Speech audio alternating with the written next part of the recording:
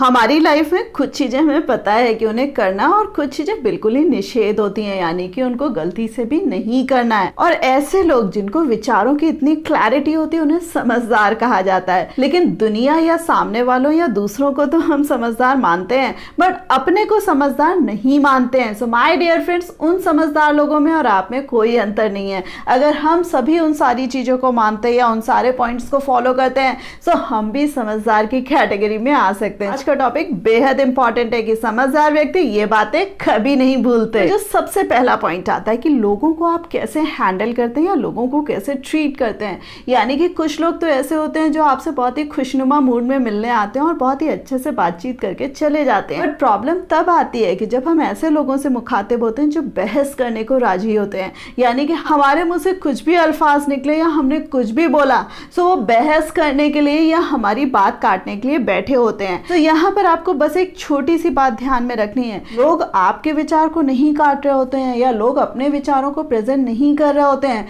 उन्हें सिर्फ और सिर्फ लगता है कि उन्होंने बात गलत कही या सही कही या उनके विचार गलत रहे या सही रहे। अगर उनकी बात काटी गई तो सीधे उनके ईगो पे ठेस लगती है, इसलिए वो बात जो गलत कह रहे हैं या सही कह रहे हैं उस पर अड़े रहते हैं। आप अगर इस सिचुएशन को बहुत अच्छे से हैंडल करना चाहते हैं तो इस तरीके की किसी भी विवाद या बहस में ना पड़े और अगले व्यक्ति को ही जीत जाने दें। इसी हैंडलिंग में आपको एक चीज और बताना चाहूंगी, कई लोग ऐसे दम्भी होते हैं या उन्हें अपनी तारीफ करने का बहुत शौक होता है। आप अगर उनकी बात काट देते हैं वहां पर उनके ईगो को भी बहुत ठेस पहुंचती है। सो आपको ध्यान रखना है कि कभी आप इस तरीके के व्यक्तियों से भी मिल रहे हैं, सो वहां पर भी आपको चुप रहना और उल्टा जब वो अपनी तारीफ बोल रहे हैं या कुछ ऐसा बोल रहे हैं, सो उनको मुस्कुरा कर देखना है। और इस मुस्कुराहट को ध्यान रखिएगा कि ये जेन्युइन होनी चाहिए, कटाक्ष के तौर पर नहीं होनी चाहिए। जो सेकंड पॉइंट आ रहा है कि कई बार हम बेवजह अपने आप को ऐसे लोगों के ग्रुप में डाल देते हैं जिनका काम ही होता है लड़ना झगड़ना, यानी कि पास टाइम ही टाइम होता है, या दूसरे शब्दों में कहा जाए कि उनके जीवन का तो कोई और मकसद होता ही नहीं।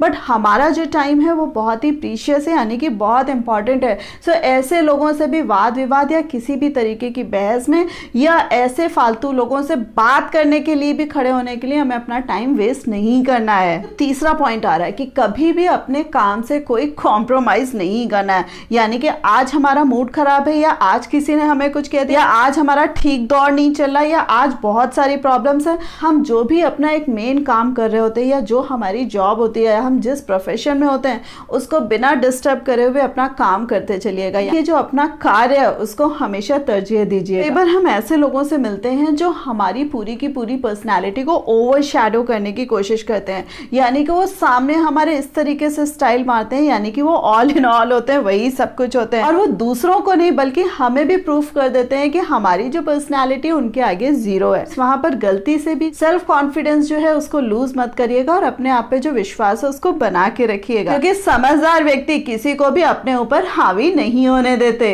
नेक्स्ट पॉइंट आ रहा है कि कई बार क्या होता है कि जब हम अपने वर्क प्लेस में होते हैं या नॉर्मल में भी अगर बात करी जाए, सपोज अगर हम मेल्स हैं तो कुछ फीमेल्स इस तरीके की होती हैं कि वो हमें अनड्यू इन्फ्लुएंस करने की कोशिश करती हैं, हम उनसे अट्रैक्ट हो और उनसे बात करें। जब हम उनसे पूरे तरीके से फ्री हो जाते हैं तब वो इन्हीं चीजों को दूसरे तरीके से लेती हैं। यहाँ पर मैंने अपने अल्फाज दूसरे यूज करे, यानी कि थोड़ा सा घुमा कर बोला और आप उसका मतलब समझ गए होंगे। लोग पहले कोशिश करते हैं कि आपको किस तरीके से खराब करा जाए और फिर कोशिश करते हैं कि किस तरीके से दूसरों के सामने आपको कैरेक्टरलेस साबित करा जाए। और यही सेम थिंग फीमेल्स के साथ होती है कि पहले तो उनकी अनड्यू तारीफ कर करके उनको इस तरीके से फ्लैटर करा जाता है कि वो बहुत ज्यादा खुश हों, और उसके बाद जब वो थोड़ा सा भी फ्री हो जाती है उनको भी दूसरों के सामने ये साबित करने में जरा सा भी टाइम नहीं लगाया जाता कि ये देखो किस तरीके की लेडी है। सो माय डियर फ्रेंड्स, चाहे आप मेल हैं चाहे फीमेल हैं, अपने कैरेक्टर में अपने चरित्र में हमेशा एक मजबूती जरूर रखिएगा कि आपको किसी से भी इतना ज्यादा इन्फ्लुएंस नहीं होना है और एक जो फाइन लाइन होती है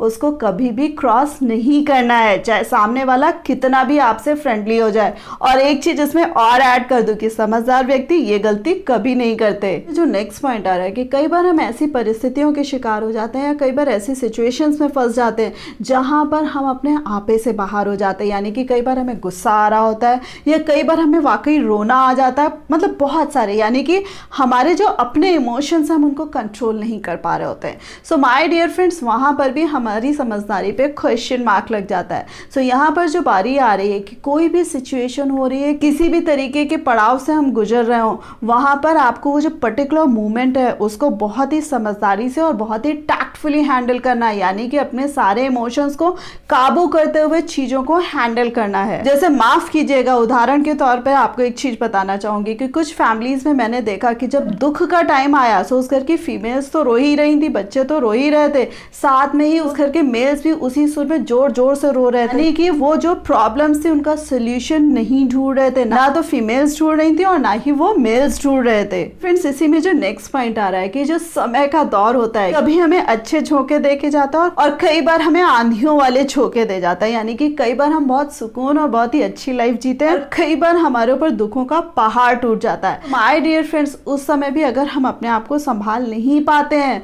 तब भी हो सकता है थोड़े टाइम के लिए तो ये दुनिया वाले हमारे पास आ जाएं और हमारे ऊपर सहानुभूति दिखाएं, लेकिन कुछ समय के बाद वो भी हमारी समझदारी के ऊपर क्वेश्चन मार्क लगा देते हैं कि ये तो है ही ऐसा, या इसको संभाला नहीं जा सकता। And friends, last but not the least, अपनी लाइफ का लक्ष्य, अपनी लाइफ का पर्पस, कब किस मोड में क्या करना है और कब किस मोड में क्या होना चाहिए, यानी कि वैसे तो कहा जाए कि सब कुछ प्रभु की माया होती है और प्रभु की आज्ञा या उनकी इच्छा के बगैर कुछ नहीं होता। यहाँ पर मैं कहूंगी कि प्रभु उन्हीं लोगों का साथ देते हैं जो अपने आप में दमखम रखते हैं या मजबूत होते हैं। यहाँ पर आपको ध्यान रखना है कि अपने जीवन में आपको क्लैरिटी जरूर होनी चाहिए कि आपको अपने जीवन को किस तरीके से जीना और कब किस मोड में क्या क्या काम करने हैं। समझदार तो आप लोग वैसे ही हैं, लेकिन इन छोटे छोटे पॉइंट्स को ध्यान में कि शायद आपकी समझदारी में और इजाफा हो जाए। सो होप आपको ये वीडियो पसंद आया होगा, बट कौन सा पॉइंट सबसे ज़्यादा अच्छा लगा मुझे कमेंट करके ज़रूर बताइएगा।